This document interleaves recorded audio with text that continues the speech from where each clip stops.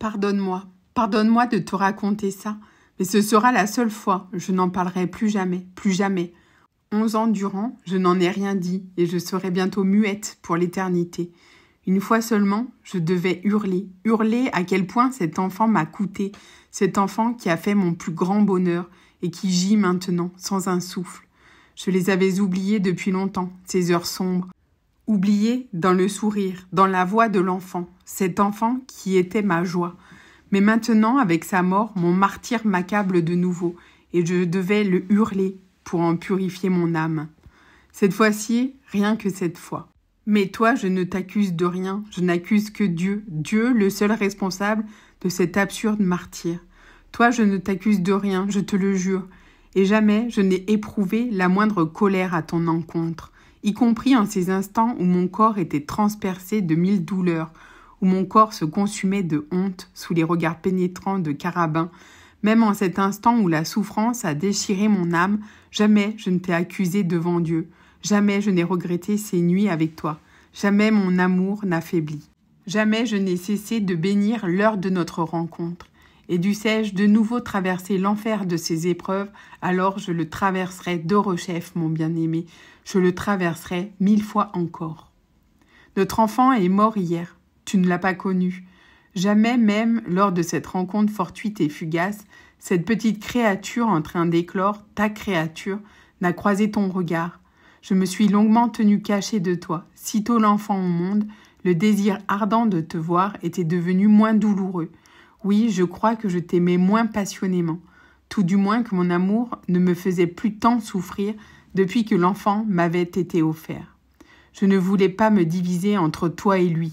Ainsi, je ne me suis plus donné à toi, le bienheureux qui n'a vécu que loin de moi, mais à l'enfant qui avait besoin de moi, que je devais nourrir, que je pouvais embrasser et serrer contre moi. Je croyais être sauvée des vicissitudes où tu m'avais jetée, de cette fatalité grâce à cet autre toi-même qui était véritablement mien. Mes sentiments n'allaient plus que rarement, très rarement, frapper humblement à ta porte, t'envoyer un bouquet de roses blanches à chacun de tes anniversaires, les mêmes que tu m'avais offertes jadis, après notre première nuit d'amour. Voilà la seule chose que je faisais encore. T'es-tu jamais demandé qui te les avait envoyés au cours de ces 10, de ces 11 années? T'es-tu rappelé celle à qui naguère tu avais offert de telles roses? Je l'ignore et n'entendrai pas ta réponse. Te les faire simplement parvenir de l'ombre, faire éclore le souvenir de cet instant une fois l'an. Cela me suffisait. Tu ne l'as pas connu, notre pauvre enfant. Aujourd'hui, je m'en veux de te l'avoir dissimulé. Tu l'aurais chéri. Jamais tu ne l'as connu, le pauvre garçonnet. Jamais tu ne l'as vu sourire lorsqu'il levait doucement ses paupières et qu'il jetait alors de ses yeux sombres et intelligents. Tes yeux. Une lumière claire et pleine de joie sur sa mère et sur le monde entier. Ah, qu'il était gai et plaisant. Toute la légèreté de ton être transparaissait chez lui. Sous des traits enfantins, ton imagination si rapide, si vive se répétait en lui. Il pouvait passer des heures à jouer avec des objets qu'il avait conquis, comme tu sais jouer avec la vie. Puis, la fois d'après, il restait assis sérieusement devant ses livres, les sourcils froncés. Il te ressemblait de plus en plus. Déjà commençait à poindre en lui cette dualité de sérieux et de badin qu'on ne trouve qu'en toi. Et plus il te ressemblait, plus fort je l'aimais. Il était bon élève, il jacassait en français comme une petite pie, ses cahiers étaient les mieux soignés de la classe, et qu'il était beau, qu'il était élégant dans son noir costume de velours ou dans sa blanche vareuse de marin. Il était toujours le plus élégant, où qu'il allât. Lorsque je me promenais avec lui sur la plage de Grado, les dames s'arrêtaient pour caresser ses longs cheveux blonds. Lorsqu'il descendait le Semmering en luge, les badauds admiratifs se retournaient sur lui, qu'il était beau, délicat et complaisant. Lorsqu'il est rentré l'année passée à l'internat Sainte-Marie-Thérèse de Vienne, il portait son uniforme et sa petite épée à la manière d'un page du XVIIIe siècle. Pour l'heure, il n'a plus rien que sa petite blouse, le pauvre enfant, gisant là, les lèvres blêmes et les mains jointes. Mais peut-être voudrais-tu savoir comment j'ai pu élever l'enfant dans un tel luxe, comment je suis parvenue à lui offrir cette vie lumineuse et heureuse des nantis, mon amour. Je te parle dans l'ombre, je n'en éprouve aucune honte. Je vais te le dire. Mais n'aie crainte, bien-aimé, je me suis vendue. Je n'étais pas précisément ce qu'on appelle une fille de la rue, une tapineuse, mais je me suis vendue. J'avais des amis riches, de riches amants. D'abord, je les ai cherchés, puis ils m'ont cherché. Il faut bien dire que j'étais d'une grande beauté. Mais l'as-tu jamais remarqué? Celui à qui je me donnais s'enamourait. Tous m'ont béni, tous se sont accrochés, tous m'ont aimé. Mais toi, non, mon bien-aimé, toi jamais. Me méprises-tu maintenant parce que je t'ai révélé que je m'étais vendue? Non, je sais que tu ne me méprises pas. Je sais que tu comprends tout ce que tu comprendras également, que je ne l'ai commis que pour toi, pour ton autre toi-même, pour ton enfant.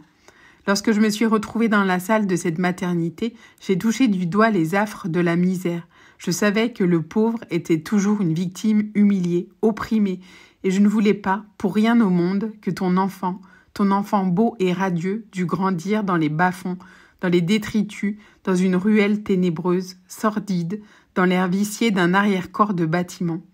Sa chaste bouche ne devait pas connaître la langue des charretiers, ni son corps immaculé porter les guenilles usées et mal coupées des miséreux. Ton enfant devait être comblé, s'épanouir dans toute la richesse et l'aisance de la terre. Il devait s'élever vers toi, vers les hautes sphères que tu fréquentes. C'est pour cette raison, seulement pour cette raison, que je me suis vendue. À mes yeux, ce n'était pas un sacrifice. En effet, ce qu'on nomme communément l'honneur et le déshonneur n'avait pas de sens pour moi. Tu ne m'aimais pas, toi, le seul auquel appartenait ma chair. Ainsi, ce qu'il advenait de mon corps m'était indifférent. Les caresses des hommes, même leurs passions les plus intimes, ne m'atteignaient pas, même si j'avais une grande estime pour certains d'entre eux. Je compatissais avec leur amour sans retour qui me bouleversait souvent, parce qu'il n'était pas sans me rappeler mon propre destin.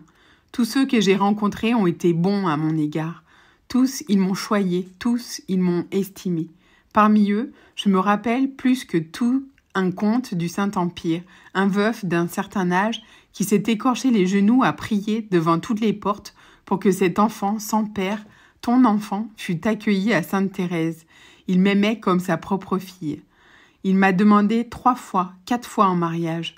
Aujourd'hui, je pourrais être comtesse, châtelaine d'un féerique château dans le Tyrol. Je n'aurais pas de soucis parce qu'il aurait eu un père tendre qui l'eût chéri, et moi un époux doux, distingué et bon à mes côtés. Je ne l'ai pas fait, malgré toute son insistance, toutes ses sollicitations, et malgré tout le mal que je lui ai causé en me dérobant. Peut-être était-ce une folie, puisque je pourrais vivre à présent en paix et à l'abri du besoin avec cet enfant aimé à mes côtés. Mais pourquoi ne pas te l'avouer? Je ne voulais pas m'enchaîner, je voulais rester libre pour toi, à tout moment. Au tréfonds de mes entrailles, dans tout l'inconscient de mon être, vivait encore cette vieille chimère enfantine. Peut-être m'appellerais-tu de nouveau, ne serait-ce que pour 1 heure. Dans l'éventualité de cette heure-là, j'avais tout chassé, afin d'être tienne quand tu m'appellerais. Depuis que j'ai quitté l'enfance, ma vie a-t-elle été autre chose que l'attente de ton bon vouloir? Et à cette heure-là, elle est arrivée. Mais tu n'en sais rien.